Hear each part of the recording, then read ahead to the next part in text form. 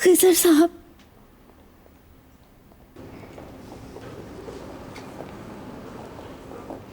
हाँ क्या हुआ? रेहान कहाँ पर है, बताइए मुझे।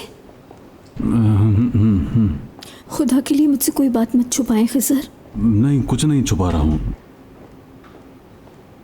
रेहान मीरान के साथ है, मैंने उसके सुपुर्द की है। क्या? ये क्या कह रहे हैं आप? मेरे पास कोई और ऑप्शन नहीं था। बाबा मेरे पीछे पड़ गए थे। मैंने वो जगह ढूंढ ली थी जहां मीरान और रेहान ठहरे हुए थे, लेकिन बाबा भी वहीं पर पहुंच गए।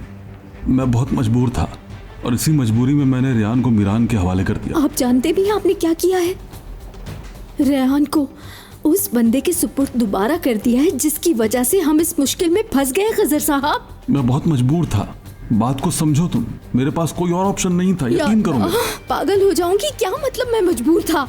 क्या कोई और ऑप्शन नहीं था आपके पास? नहीं था जहरा। अपनी बेटी को उस बंदे के दोबारा सुपुर्द करके उसकी मौत का दोबारा फरमान जारी किया है, ये भूलना मत।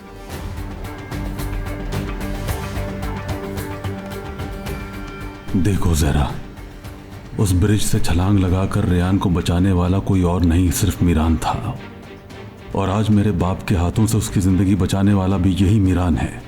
अगर मुझे इतना यकीन ना होता तो मैं रेहान को उसके सुपुर्द करता। मेरी बात समझो, मैं मजबूर था, यकीन करो मेरा। ठीक है, लेकिन आपको उसे लेकर आना होगा। जरूर ले आऊंगा, लेकिन मुझे ये नहीं मालूम कि इस वक्त वो कहाँ है। देखो तुम परेशान मत हो, गुल को कुछ पता ना चले, हम बाद में डिस्कस कर लेंगे ये बात। कैसी है मेरी बच्ची? गुल मेरी बेटी जाग गई। गुल, हम घर जा रहे हैं। मेरी शहजादी, जल्दी रेडी हो जाओ।